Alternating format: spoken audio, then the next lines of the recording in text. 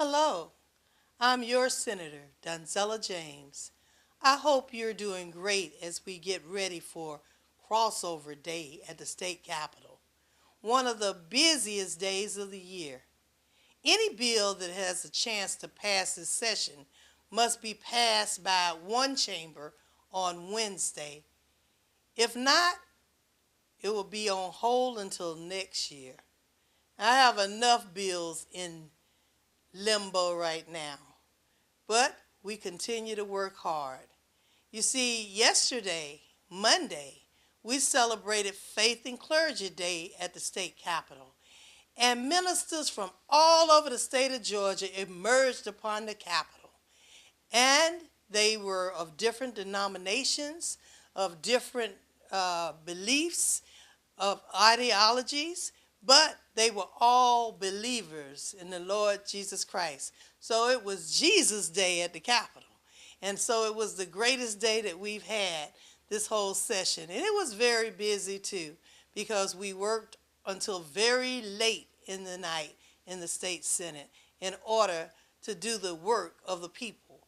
But we knew that it was okay because those ministers from all across Georgia had come up to pray for our governor and all the constitutional officers, our lieutenant governor, all of the legislators in the House and the Senate. In fact, some of them adopted one of the legislators to intercede for us and to pray for us during the whole session and beyond. So it was a great day, and it helped us get through this very challenging week that we had last week and the weeks ahead.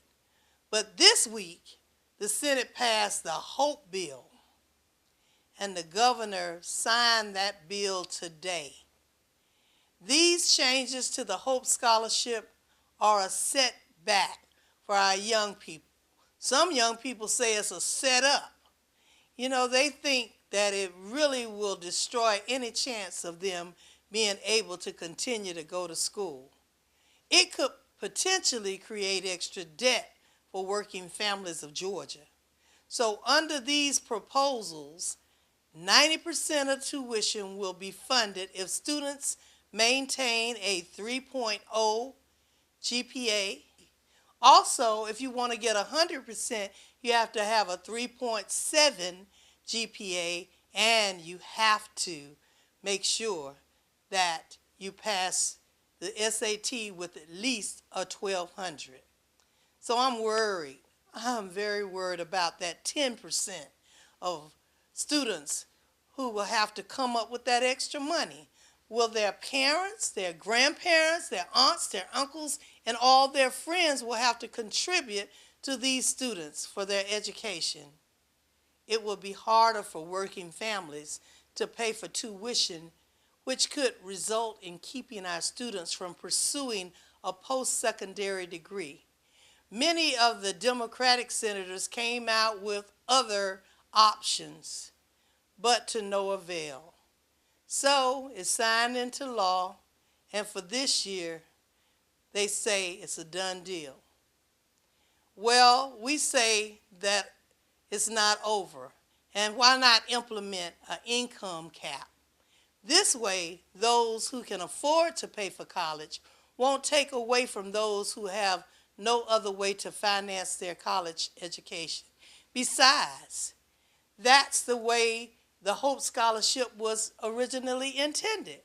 You see, in 1992, when the lottery was presented to the people of Georgia to vote on the lottery, they said that all proceeds would go to education after you pay for the lottery department and the salaries. Well, that money did go to education, but it was supposed to go to education of those who had no other way of attending college. But then in 1996, I believe, it was then Governor Zell Miller who actually helped to create the Hope Scholarship in the first place, that realized that it should go out to all students, no matter whether they were in public school, private school, or home school. And as long as they made the average and qualified, then they could use the Hope Scholarship. Well, we continue to dwindle down the Hope Scholarship lower and lower. And this year, they said we have to fix it. 10% makes a huge difference to those families who live paycheck to paycheck and are not able to save. So where is the money coming from? Will the Hope Scholarship now be hopeless to too many students? We don't know. Next year, if tuitions increase by 20% and lottery revenues slow, people may have to pay more than 10% out of their pocket.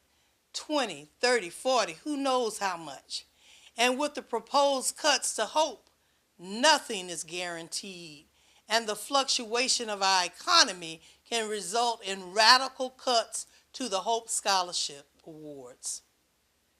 This was a wonderful program, a great concept on paper, and it has worked out to help educate so many people.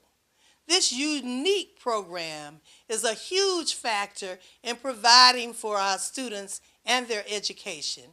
It has played a major role in keeping the best and the brightest at home here in the great state of Georgia. Our students need our support. They need to know that as state officials, we're doing everything in our power to help them. We must pass laws that will provide for improved and strengthened educational system. I and many others will continue to push for legislation that benefits Georgians. But we cannot do it alone. We need you, the people of Georgia, to speak up and let your voices be heard. One bill that I authored will be heard on the Senate floor tomorrow, and that's Senate Bill 119. It will expand accredited schools so students who graduate from them will have a certified diploma and be eligible for Hope Scholarship. This bill has bipartisan support, and I will do all I can to make sure this important bill passes the Senate on Wednesday during crossover day. It's more to it than that, though, because this bill will help schools like Morris Brown College, who has lost their accreditation, to help their students continue to receive the Hope Scholarship if they're eligible. Morris Brown is my alma mater. They are working hard to reattain their accreditation, and they are very close to doing it. So why should the students have to suffer? Also, Clayton County lost their accreditation last year, and as a result, those students now will be able to continue to use it had they not restored this accreditation by SACS. And it's a threat now to DeKalb County schools and Atlanta public schools because they're on probation and they might lose theirs.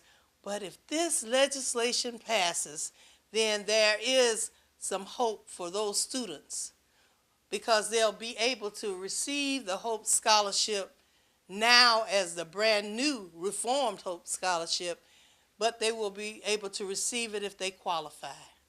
So we just have to continue to work hard. We also had other legislation introduced that will not move to the House until next year. My Senate Bill 41 is the ignition interlock bill. And anyone who drinks and drives or uses drugs and drives and they're caught with a DUI will have to have a device put on their car in order to start it up. And it has stayed in committee. But we did move that one to the Rules Committee. Senate Bill 42 is a credit report bill. And what that means is that right now, in order to get a job, you go through the process of interviewing, you're qualified for the job, but if your credit scores are low, then that employer can say, well, I cannot hire you. How absurd is that? If you don't have a job and you haven't been working for a while, and most of the time it's due to no fault of your own, because you know jobs have moved to other countries or jobs have been in trouble, so they have downsized and had to lay people off, and these people have not worked. They need a job. So they managed to possibly pay their bills by getting rescheduled, but that put them on a low credit score and credit report. So I say if the job has nothing to do with finances, like a bank job or accounting job, then this person's credit score should not have anything to do with whether they get the job or not. And also we had Senate Bill 43, which was the compulsory school age bill. And right now, Georgia has the greatest amount of dropouts. We're the second highest in the nation. And we need to make sure that we keep our kids in school at least to age 17.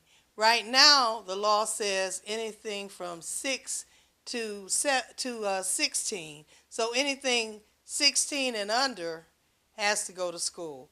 But I wanted to change it at least to 17 to keep them in school a little bit longer, because we have the highest dropout numbers, and what kind of future will these young people have if they drop out of school when they're teenagers?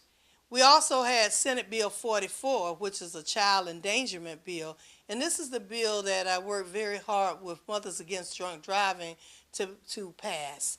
And it did go through the committee process and is out of the committee and on the Rules Committee. But it will allow for those who drink and drive with children in the car to have stronger penalties. SB 48 is another bill that I introduced about prison residency. Right now, your residency when you're in prison should not be that prison. It should be your last address. And or if you were homeless, then it should be that county or that city where you were incarcerated. But right now they're saying they don't know what address to attach to prisoners. SB 144 is an expungement bill. And that bill I was hoping could move out because, first of all, we need to put people back to work. And anyone who has paid their debt to society deserves a second chance. But those bills are left in committees, and I will continue to work hard for it. I have another bill that would change the age requirement of a child entering school to not stop at that age on September 1st, but it would go throughout the year. So, for example, if they're 5 years old, by September 2nd now, they can't go to school until the following year. But this will expand it until December. So I think that's only right because our kids learn very early, and we want to give them the earliest start possible. So there you have it. We're continuing to work for you. And if you have any questions or you need to reach me, please do not hesitate to call my office at 404-463-1379. Or you may email me at donzella.james@senate.ga.gov.